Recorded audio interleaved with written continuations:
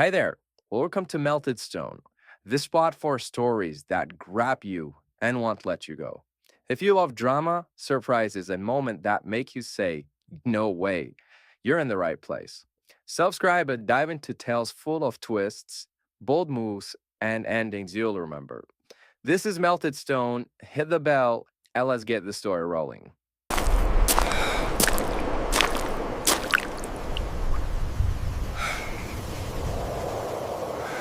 The first thing I noticed wasn't the rope cutting into my wrists, or the blood running down my forehead, or even the 200-foot drop yawning beneath the chair they'd tied me to.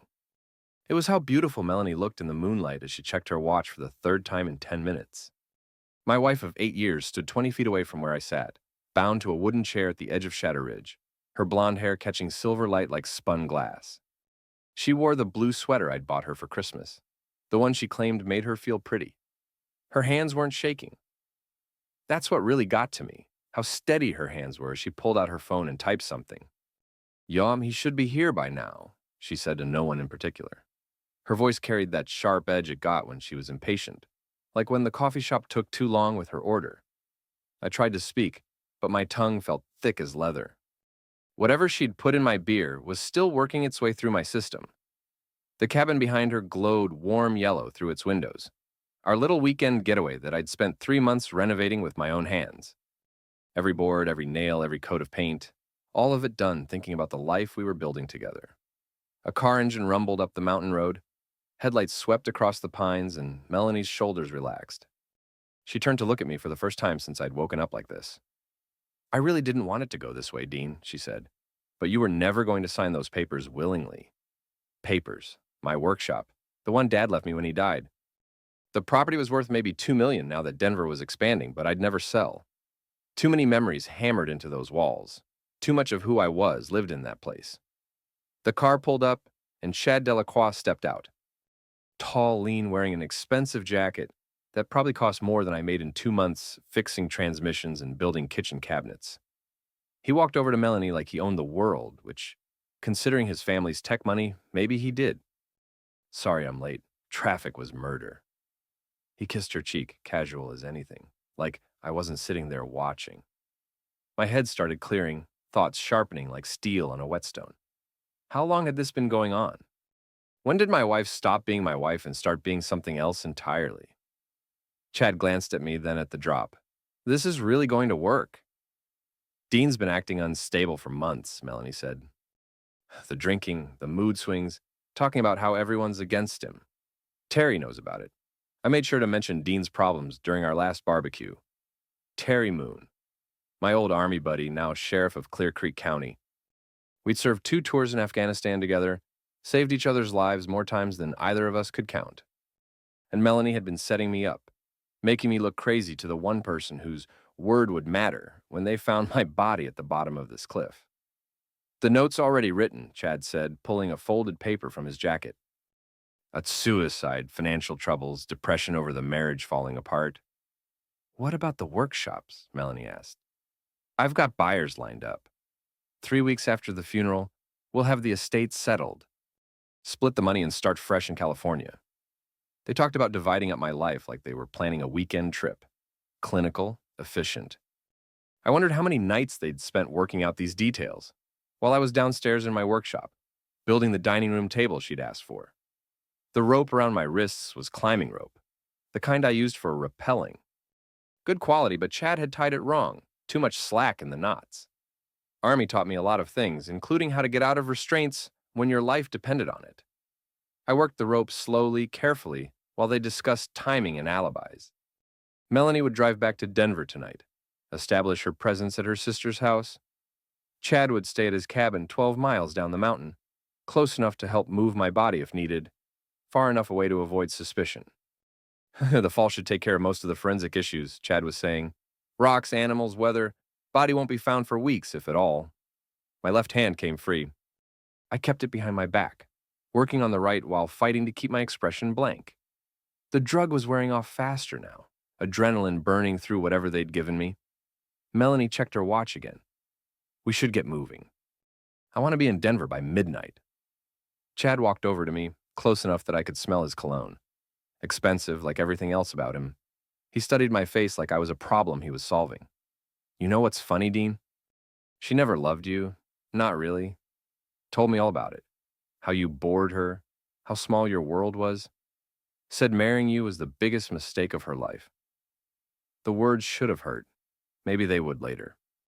Right now, they just made me angry, and anger was something I could use. Nothing to say? Chad grinned. Cat got your tongue? My right hand came loose. I had maybe 3 seconds before they noticed. Actually, I said, my voice raspy but clear, I've got plenty to say. I drove my fist into Chad's throat hard enough to crush his windpipe. He dropped, making sounds like a broken engine. Melanie screamed and ran toward the cabin. I kicked the chair over the cliff and watched it disappear into darkness. Chad writhed on the ground, hands clutching his neck. He'd live, but he wouldn't be talking for a while.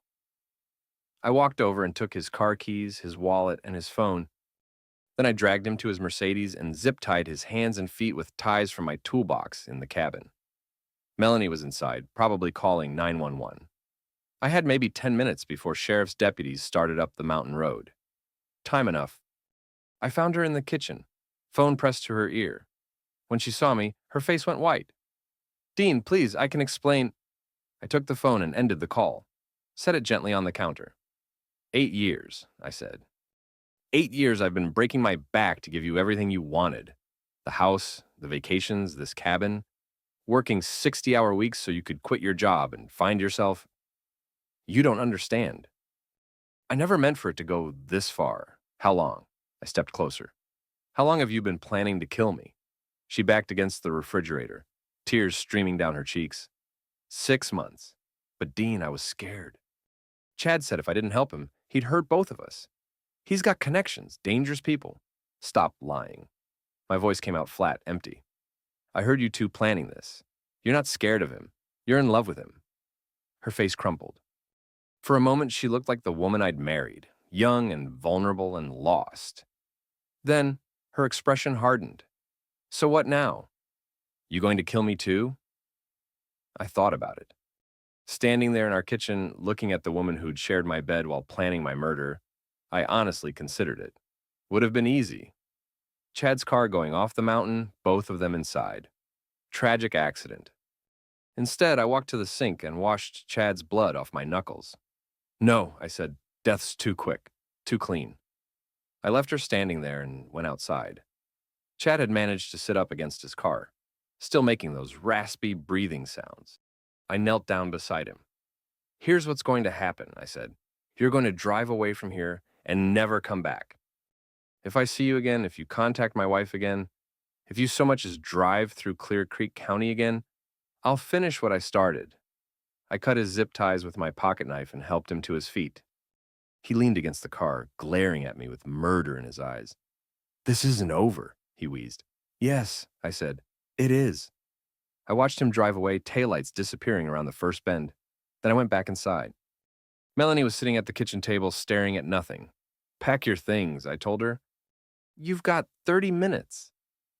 Where am I supposed to go? Not my problem anymore. She looked up at me with something like surprise, as if she'd expected me to beg her to stay, to forgive her, to pretend none of this had happened. Dean, we can work through this. People make mistakes. Mistakes? I laughed, and the sound scared me. You drugged me and tried to throw me off a cliff. That's not a mistake. That's attempted murder. But you're not going to press charges. It wasn't a question. She knew me too well. Knew I'd never put her in prison no matter what she'd done. The old Dean wouldn't have anyway. The Dean who'd spent 8 years believing love was enough to fix anything. But that Dean had died tonight, tied to a chair at the edge of Shatter Ridge. No, I said, I'm not calling the cops. Relief flooded her face. Thank you. Dean, I know this is hard, but maybe we can... Because I'm going to destroy you myself. The relief died. She stared at me like she was seeing a stranger, which maybe she was. I felt different, hollowed out and refilled with something cold and sharp. Now, what's that supposed to mean? I didn't answer. 30 minutes later, she was gone, driving my truck down the mountain with 2 suitcases and a scared look in her eyes. I kept the cabin keys and her wedding ring, which she'd left on the nightstand like an afterthought. I spent the night cleaning up erasing any evidence of what had happened. By dawn, it looked like a normal weekend getaway that had ended early. I drove back to Denver in Chad's Mercedes. I'd left his keys on purpose, and he was too smart to report the car stolen when he'd have to explain how I got them. Monday morning, I went to work like nothing had happened. Sal's Auto Repair on Colfax, where I'd been fixing cars for 12 years. Same oil stains on the concrete, same smell of brake fluid and cigarettes, same morning coffee that tasted like motor oil. "You look like hell," Billy said. He was the youngest mechanic, fresh out of high school, and full of opinions about everything. "Long weekend," I told him. But it wasn't over, not even close. Over the next 2 weeks, I learned things about my wife that made the betrayal seem small by comparison. The private investigator I hired was worth every penny of the $5,000 he charged. Turns out Melanie and Chad had been planning this for 8 months, not 6.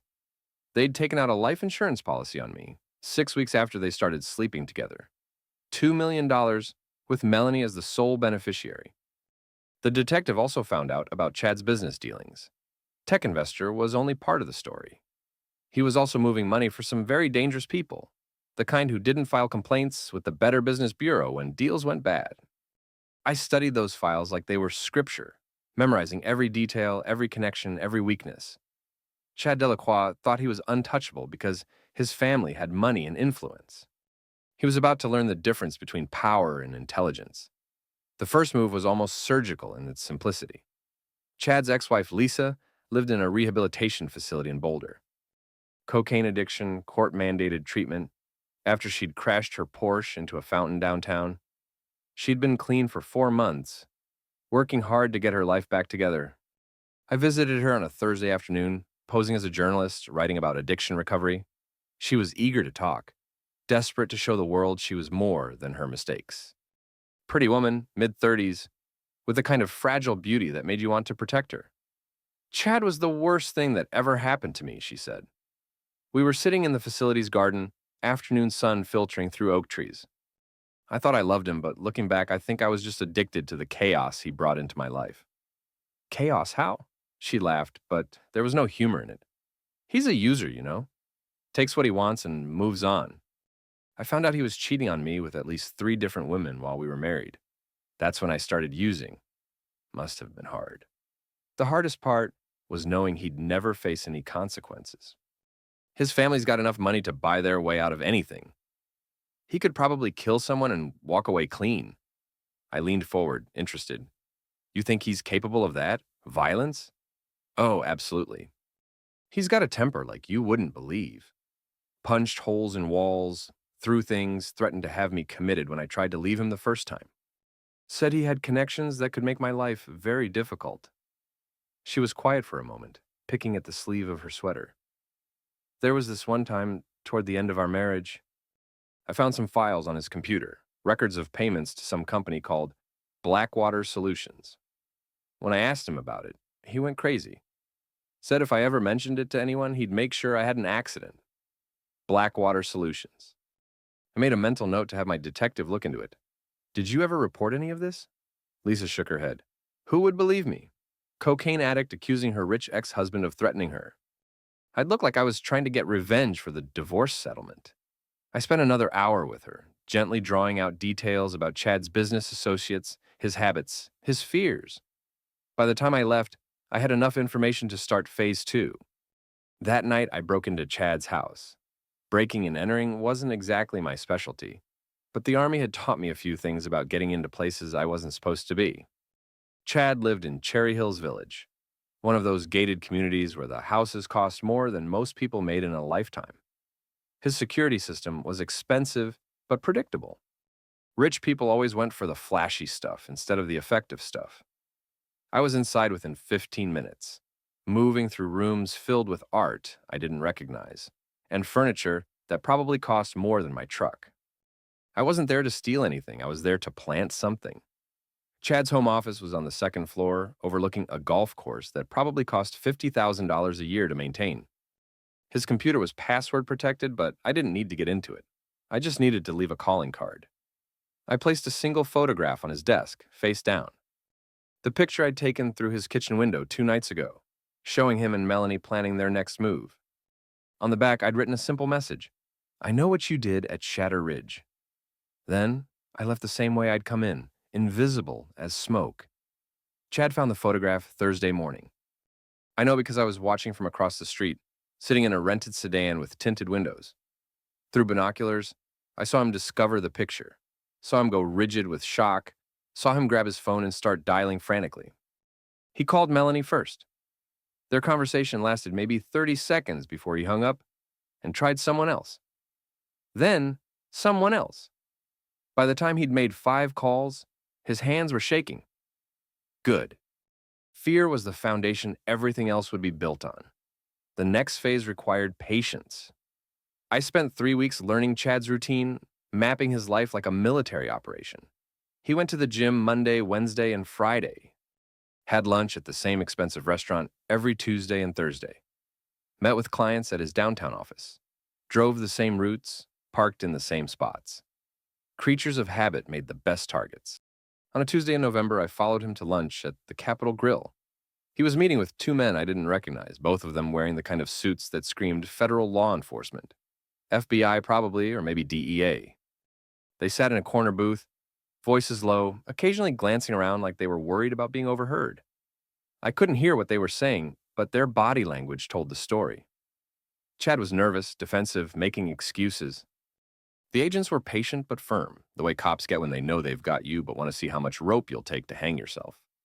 After lunch, Chad sat in his car for 10 minutes, hands gripping the steering wheel like he was trying to keep the world from spinning. Then he called someone, and this time I could read his lips well enough to catch a few words. A problem. Feds. Clean it up. Whatever Blackwater Solutions was, it had attracted federal attention, and Chad was right in the middle of it. That gave me an idea. I spent the rest of the week researching Blackwater Solutions, using public records and the kind of internet searches that probably put me on a government watch list. What I found was interesting. The company was a shell corporation registered in Delaware, funded by a web of offshore accounts that traced back to some very questionable sources. On paper, Blackwater Solutions provided security consulting for international corporations. In reality, they were arms dealers.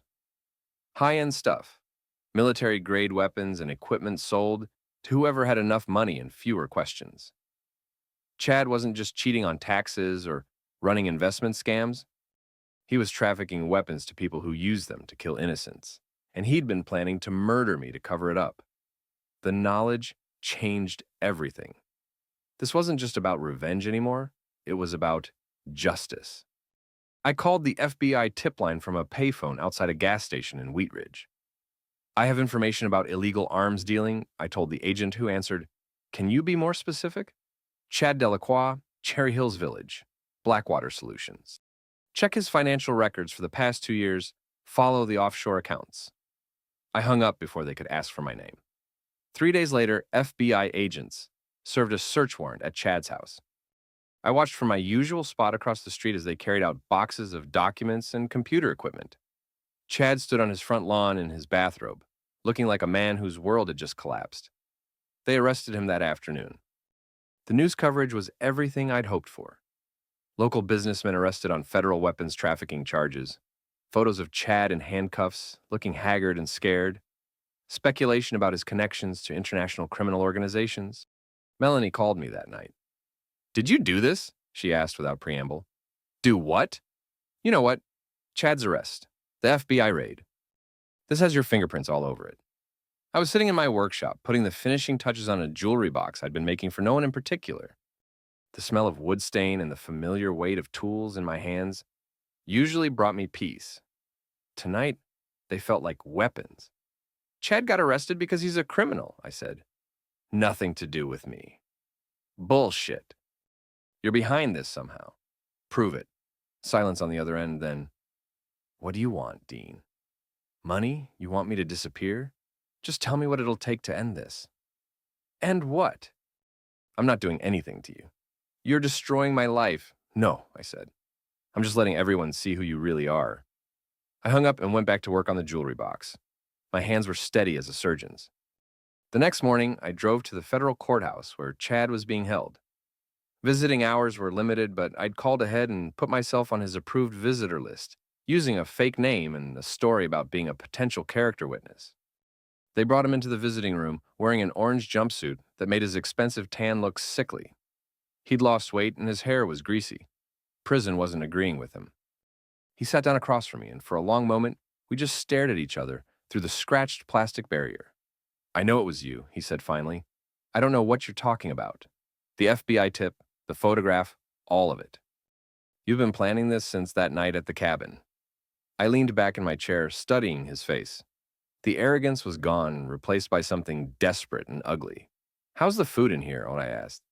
"You think you're so smart, but you have no idea what you've stepped into. The people I work for, they don't forgive betrayal. When they find out who really tipped off the feds, they'll what? Kill me? Like you and Melanie tried to do?" His face went pale. That was different. That was personal. "So is this." I stood up to leave. Chad pressed his hands against the barrier, panic flashing in his eyes. "Wait, we can work something out.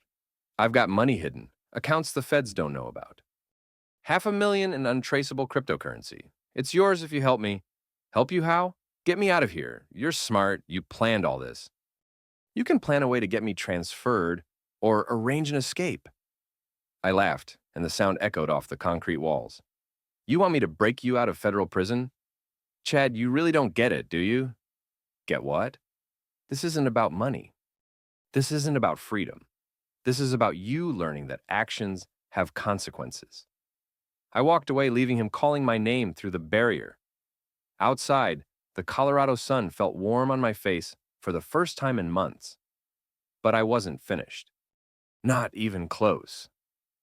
Melanie had moved into a downtown apartment, the kind of sterile corporate housing that catered to business travelers and people running from their past. She'd gotten a job at a marketing firm, entry-level work, that paid maybe a third of what she'd been used to spending. I didn't contact her directly, didn't need to. Instead, I sent copies of the insurance policy, the one she'd taken out on my life, to her boss, her coworkers, and every member of her family. Along with the policy, I included a letter I'd written but never signed.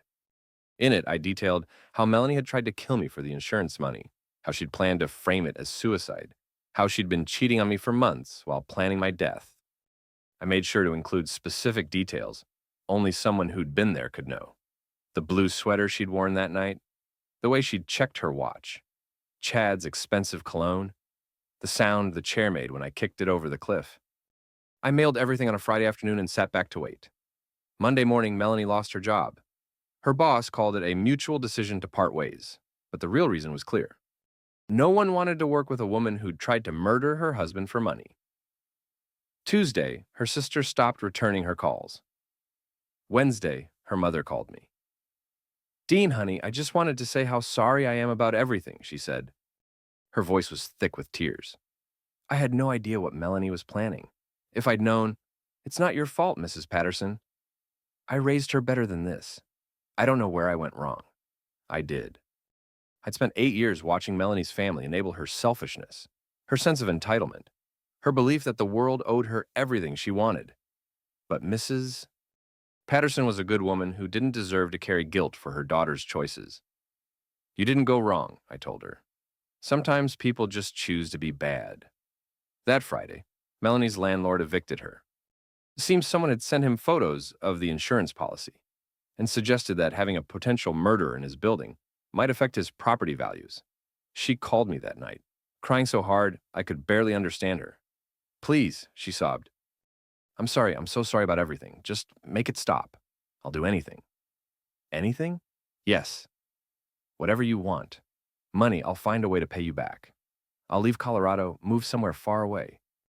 I'll sign papers saying I'll never contact you again. Just please stop destroying my life." I thought about it. For maybe 30 seconds, I considered showing mercy, letting her fade away into whatever kind of existence she could build from the ashes of her choices. Then I remembered the way she'd looked at her watch while I sat tied to that chair, waiting to die. "No," I said, "I don't think I will." 2 weeks later, someone broke into her apartment. Nothing was stolen, but they'd left another photograph on her kitchen counter. This one showed her and Chad together at a restaurant 6 months before our trip to the cabin, holding hands across a candlelit table. On the back, I'd written, How long were you planning to kill me? She moved again and again. Each time the photographs followed. Pictures of her with Chad, copies of their text messages, documentation of their affair, and their murder plot. No matter where she went, no matter how far she ran, reminders of what she'd done were waiting. After the fourth move, she stopped trying to hide.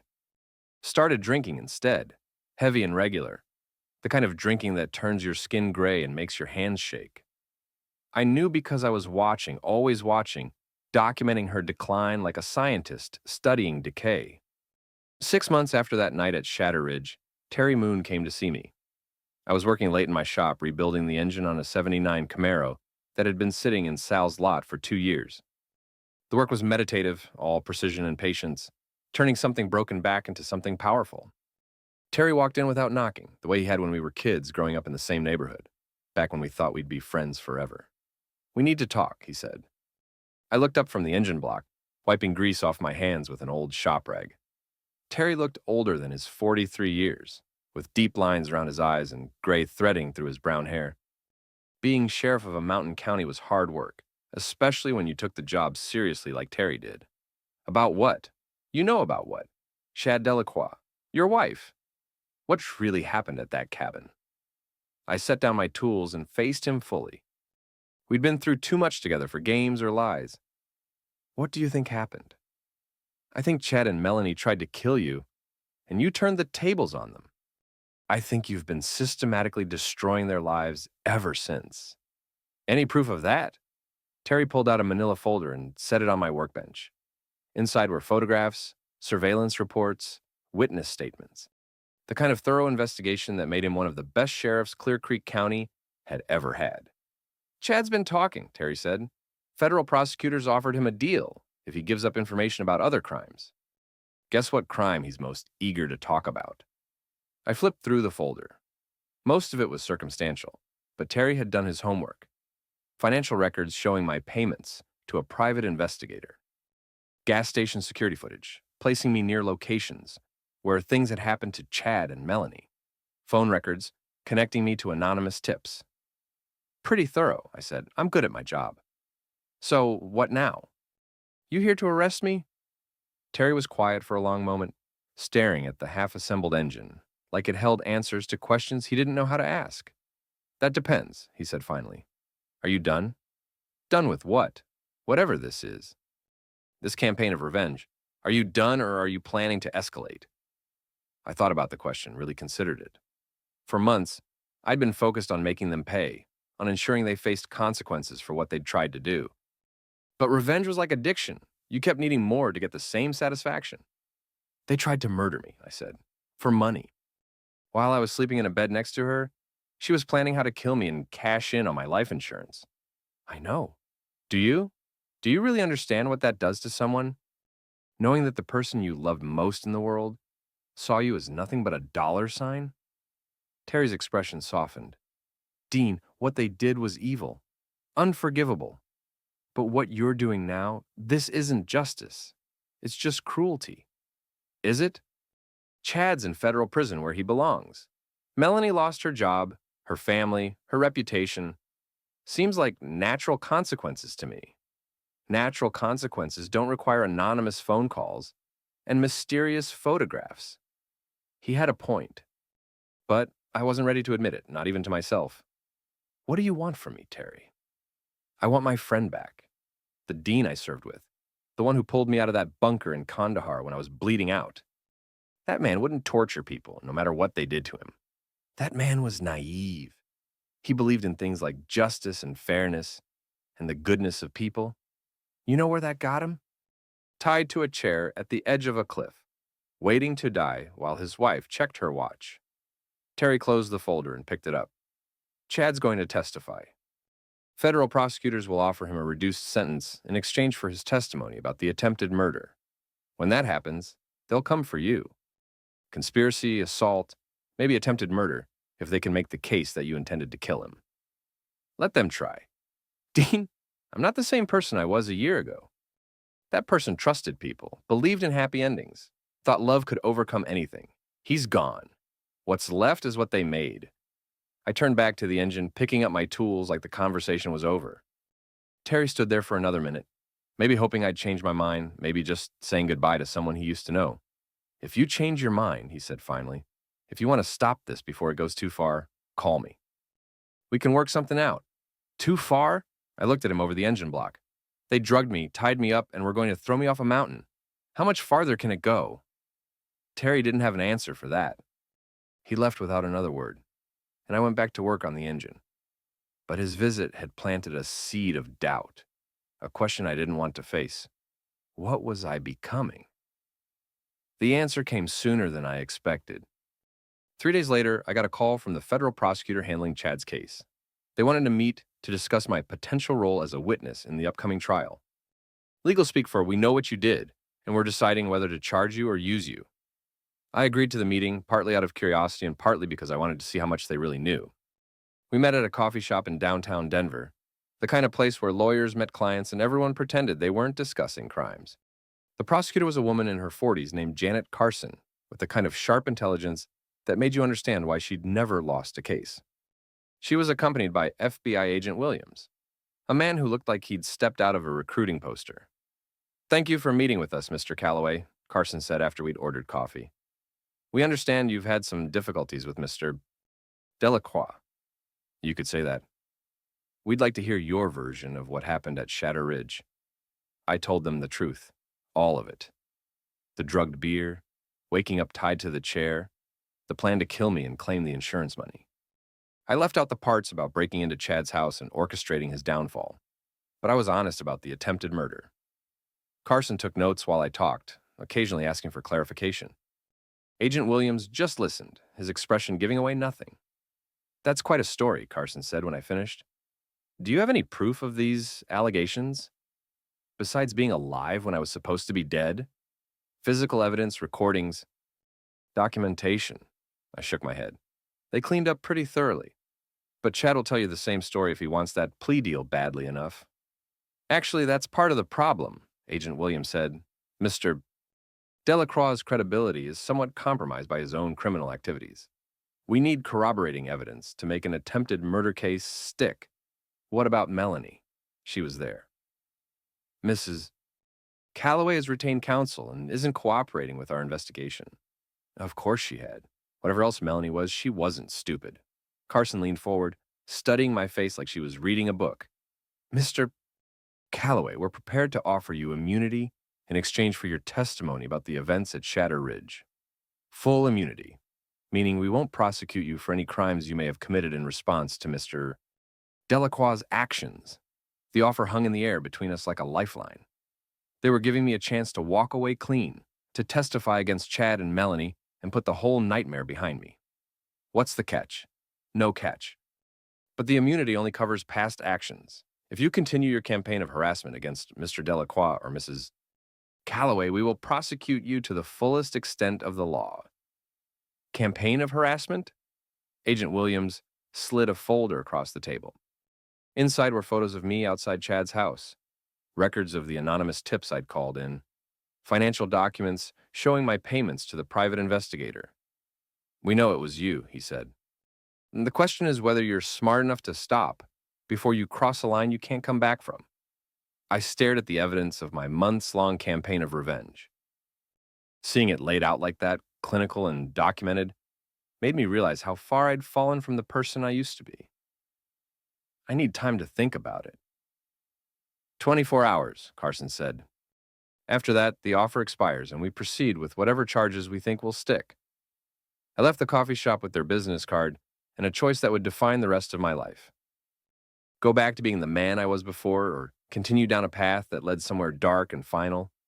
That night, I sat in my workshop surrounded by tools and half-finished projects, thinking about the person I'd been and the person I was becoming.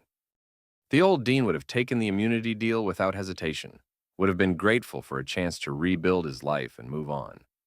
But the old dean was dead, murdered as surely as if Chad had pushed him off that cliff.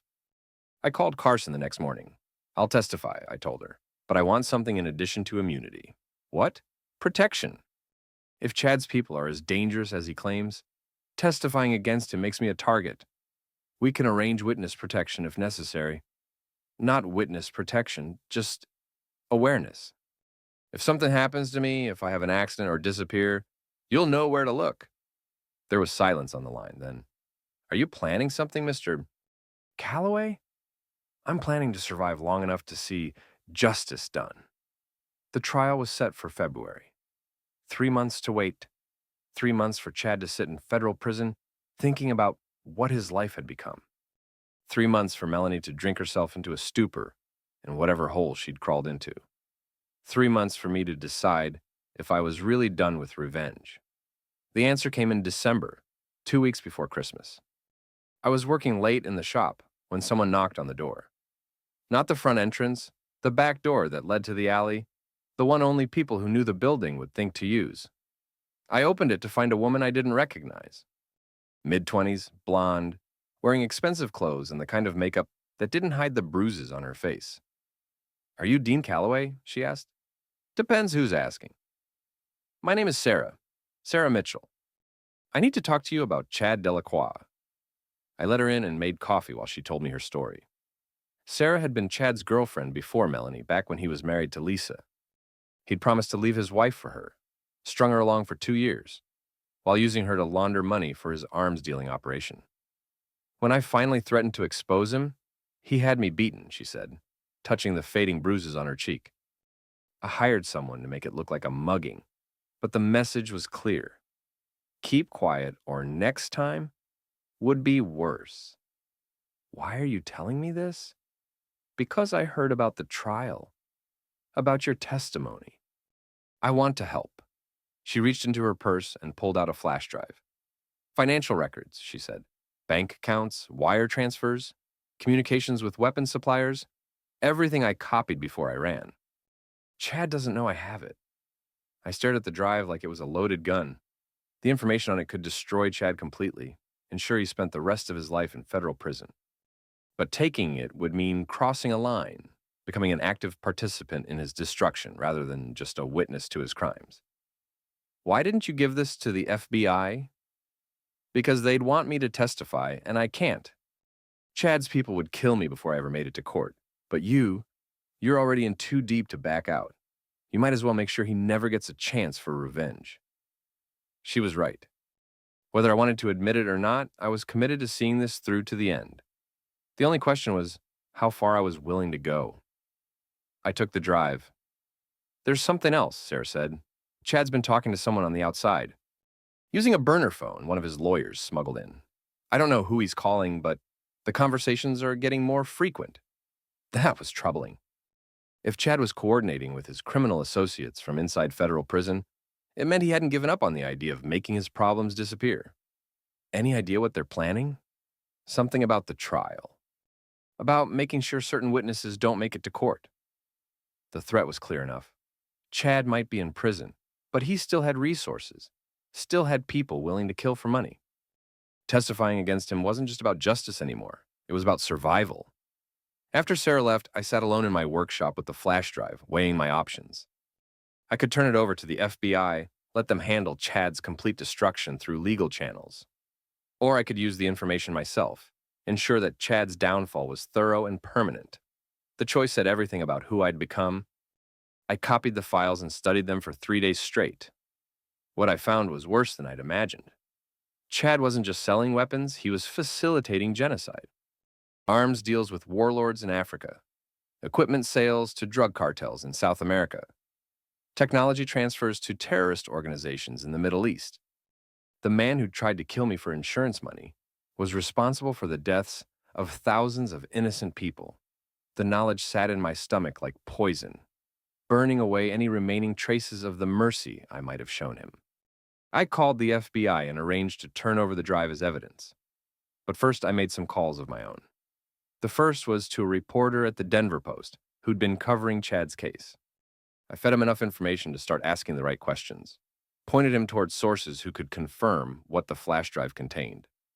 The second call was to Interpol, using information Sarah had provided about Chad's international connections. I presented myself as a concerned citizen with evidence of arms trafficking, gave them just enough details to launch their own investigation. The third call was to the DEA, providing information about Chad's deals with Mexican cartels. By the time I turned the drive over to the FBI, Chad's crimes were being investigated by law enforcement agencies on 3 continents. Even if he somehow beat the federal charges, he'd spend the rest of his life fighting extradition requests and international arrest warrants. But I still wasn't done. Christmas Eve, I drove to the federal detention center where Chad was being held. Visiting hours were limited during the holidays, but I had arranged a legal consultation under the name of a lawyer who'd recently died in a car accident. The kind of bureaucratic oversight that would be discovered eventually, but not until after I'd had my conversation. They brought Chad into the consultation room looking like a broken man. The expensive clothes were gone, replaced by prison scrubs that hung loose on his shrinking frame. His tan had faded to a sickly yellow, and his hair was going gray at the temples. "Hello, Chad," Sunday said. He looked up and his face went white. For a moment, I thought he might faint. "How did you—" They said my lawyer was here. "Your lawyer's dead. Car accident 3 days ago. Tragic, really. Seems his brakes failed while he was driving down a mountain road." The implication hung between us like a loaded gun. Chad's hands started shaking. "You killed him!" "Did I?" "Prove it." I leaned back in my chair, studying his fear like a scientist examining a specimen. This was what power felt like. Not the kind that came from money or influence, but the kind that came from being willing to do what others wouldn't. "On the trial's in 6 weeks," I said. "You're going to lose. The evidence against you is overwhelming, and now that I've given the FBI Sarah's files, you're looking at life without parole." "Sarah? How do you know about—" "I know about everything, Chad. Your arms deals, your money laundering, your contracts with terrorist organizations. I know about the phone calls you've been making from prison, trying to arrange accidents for witnesses." His face crumpled. "Dean, please. We can work something out. There's money, lots of money, hidden in accounts the government will never find. It's yours, all of it, if you just—" "If I what? Disappear? Refuse to testify? Let you walk away from this?" "Yes, whatever you want. Just name your price." I stood up, straightening my jacket. "There is no price, Chad. Some things can't be bought." "Then what? What do you want?" I smiled, and I could see in his eyes that the expression scared him. "I want you to understand something," I said. "That night at Shatter Ridge when you and Melanie tried to kill me, you didn't just attempt murder. You created something much worse. I don't understand. You turned me into you. Cold, calculating, willing to destroy lives to get what I want. The only difference is that what I want is justice." I walked toward the door, then stopped and looked back at him. "Oh, and Chad? If anything happens to me before the trial, if I have an accident or suddenly disappear, the Denver Post has instructions to publish everything about your international arms deals. Every name, every transaction, every connection. Your criminal partners will spend the rest of their short lives hunting down whoever was careless enough to let their secrets leak." I left him sitting there, finally understanding that he was truly trapped.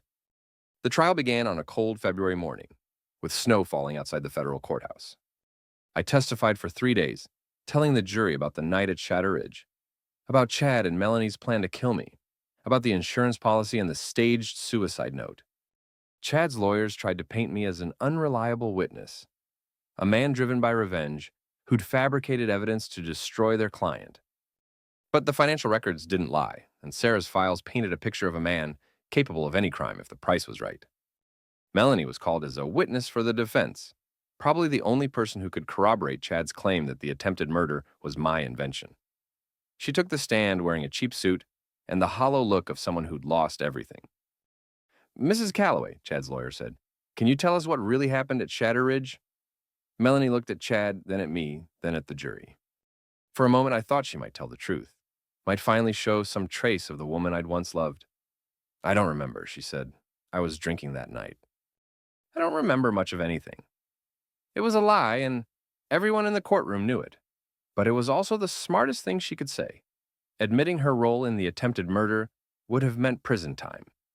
Claiming memory loss gave her plausible deniability.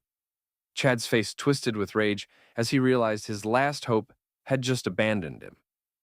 The jury deliberated for 6 hours and came back with guilty verdicts on all counts: arms trafficking, money laundering, conspiracy, and attempted murder. The judge sentenced him to life without parole, plus an additional 40 years for the federal weapons charges. As they led him away in shackles, Chad looked at me one last time. "This isn't over," he mouthed. But it was. 2 weeks later, he was found dead in his cell at the federal supermax prison in Colorado. Official cause of death was suicide.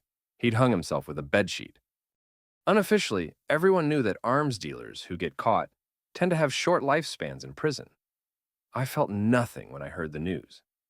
No satisfaction, no closure, no sense that justice had been served. Just emptiness, like I'd spent so much energy on hatred that I'd forgotten how to feel anything else. Spring came early that year. I sold the auto repair shop and bought a cabin in the mountains, far from Denver and the memories that haunted every street corner.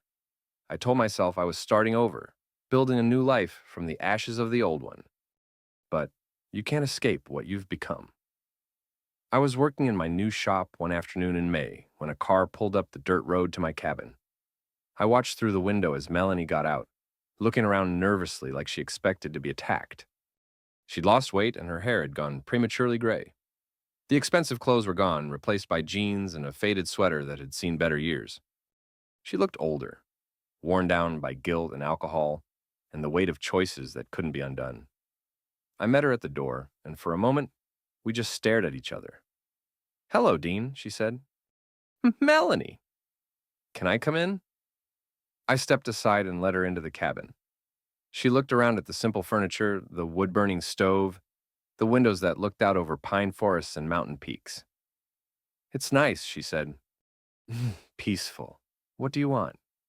She sat down in the chair by the fireplace, the same chair where I spent my evenings reading and trying to remember who I used to be. "Chad's dead." "I heard."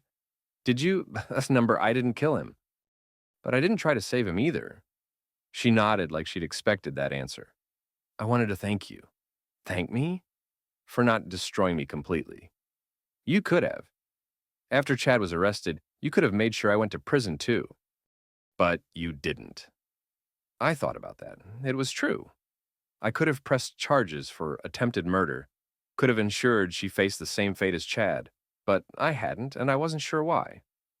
"Maybe I just got tired of revenge," I said. "Or maybe you still loved me."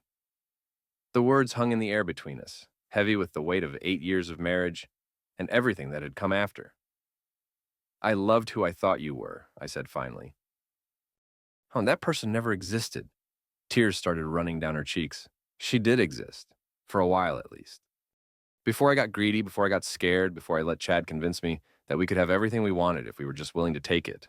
And now? Now I'm alone, broke, unemployable, living in a studio apartment above a liquor store. Most days, I don't get out of bed until noon, and when I do, it's only to buy another bottle. She looked up at me with eyes that had once been bright with possibilities. "I'm dying, Dean. Not from disease or injury, just from the weight of what I did. And I wanted to see you one more time, to tell you that I'm sorry. Not because I want forgiveness. I know I don't deserve that. Just because I needed you to know that somewhere inside the woman who tried to kill you, there's still a piece of the girl who used to love you." I wanted to feel something. Anger, pity, even hatred. But there was nothing left, just a vast emptiness where my heart used to be. "I know," I said. She stood up and walked to the door, and then stopped and looked back at me. "Are you happy?" she asked. It was a simple question, with a complicated answer. Was I happy? I was alive, which was more than Chad could say. I was free, which was more than I'd expected after months of illegal revenge. I had money, a home, and the skills to build whatever kind of life I wanted. But happy? Number. Happiness required the capacity for joy, for love, for hope. Those things had died that night at Shatter Ridge, murdered as surely as if Chad had pushed me off that cliff. "I'm content," I said. "That's something, I suppose." She left without another word, driving away down the mountain road toward whatever kind of ending awaited her. I watched until her taillights disappeared around a bend, then went back to my workshop. That night, I sat on my porch with a beer and watched the sun set over the mountains. The view was spectacular. Snow-capped peaks, turning gold and pink in the dying light, forests stretching to the horizon. Silence broken only by the wind through the pines. It was the kind of moment that should have brought peace. The kind of place where a man could heal from whatever wounds life had inflicted. But peace requires the ability to forgive, starting with yourself, and that was something I'd lost along the way. I'd gotten my revenge. Chad was dead, Melanie was broken, and everyone who'd wronged me had paid a price. But victory felt hollow when you'd had to become a monster to achieve it. The stars came out one by one, brilliant in the clear mountain air. I finished my beer and went inside, locking the door against the darkness that seemed to follow me everywhere these days. Tomorrow I'd work on the cabin, maybe build some furniture, perhaps start the vegetable garden I'd been planning.